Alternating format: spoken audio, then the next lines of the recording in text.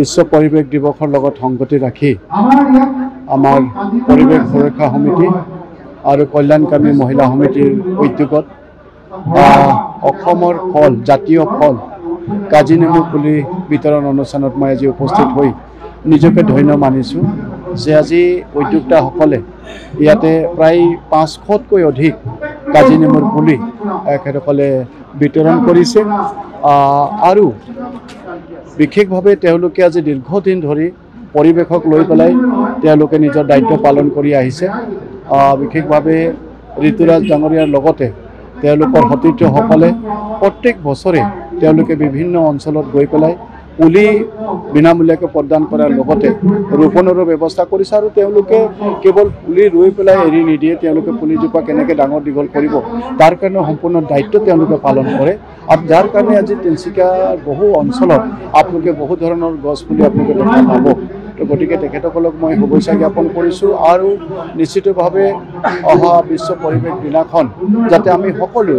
একোজোপাকৈ গছ পুলি ৰোপণ কৰোঁ তাৰ কাৰণে মই আপোনালোকৰ জৰিয়তে মই সকলো সদাশয় ৰাইজক অন্তৰৰ সৈতে মই ধন্যবাদ জনাইছোঁ আৰু আশা কৰিছোঁ যে আমি এনেধৰণেই আমাৰ পৰিৱেশ আমি নিজেই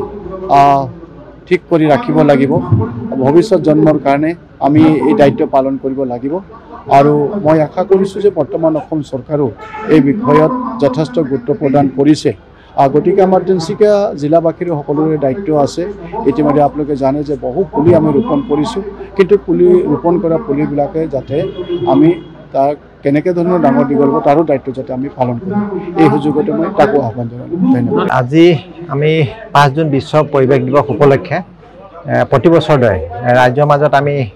আগতীয়াকৈ গছপুলি বিতৰণৰ এক বিশেষ ব্যৱস্থা কৰোঁ যাতে 5 জুন বিশ্ব পৰিৱেশৰ দিনাখনে প্ৰত্যেকে এটা গছপুলি ৰোপণ কৰিব পাৰে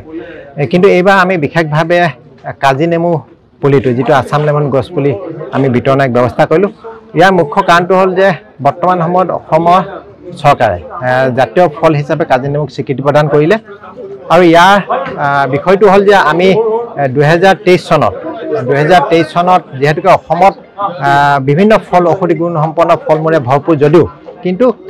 কোনো ফলে কিন্তু জাতীয় ফলৰ স্বীকৃতি পোৱা নাছিলে গতিকে এই বিষয়টো আমি পৰিৱেশ সুৰক্ষা সমিতিৰ মাজত আলোচনা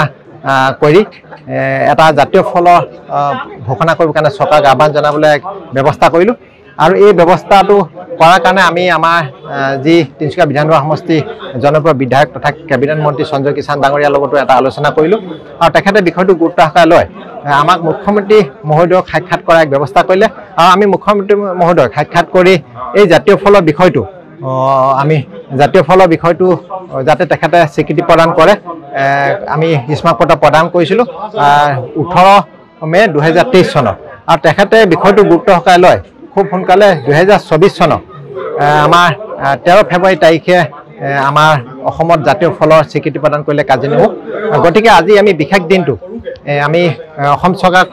সন্মান জনোৱাৰ লগতে আমাৰ ৰাইজে যাতে 5 জুনৰ বিশ্ব পৰিৱেশৰ দিনাখনে প্ৰত্যেকে যাতে ঘৰত এজোপা কাজি নেমু গছপুলি ৰুব পাৰে তাৰ কাৰণে আজি এই গছপুলি বিতৰণৰ বিশেষ ব্যৱস্থা কৰিলোঁ আৰু লগতে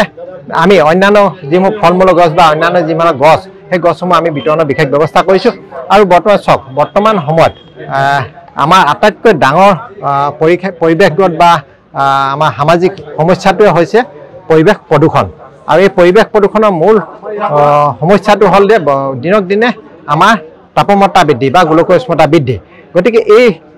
বায়ুমণ্ডলৰ যি প্ৰদূষণৰ বৃদ্ধি সেই সকলোবিলাক আমি নিয়ন্ত্ৰণৰ একমাত্ৰ উপায় হৈছে আমি গছপুলি ৰোপণ আৰু ৰোপণৰ লগতে প্ৰতিপালন কৰা গছপুলি ৰোপণ কৰিলে নহ'ব তাক প্ৰতিপালন কৰি এজোপা বৃহৎ গছৰ ৰূপ দিলেহে কিন্তু সেই গছজোপাই আমাক পৰিৱেশ প্ৰদূষণ বা বায়ু প্ৰদূষণ বা গোলকীয় উষ্ণতা বৃদ্ধি নিয়ন্ত্ৰণৰ ক্ষেত্ৰত সহায়ক হ'ব গতিকে মই আহ্বান জনাইছোঁ সকলো অসমবাসী ৰাইজলৈ যে 5 জুনৰ দিনাখন প্ৰত্যেকে এজোপাৰ পৰা দুজোপা গছপুলি ৰোপণ আৰু প্ৰতিপালনৰ দায়িত্ব গ্ৰহণ কৰি তেখেতলোকে এজোপা বৃহৎ গছৰ ৰূপ যেন দিবলৈ বাধ্য হয়।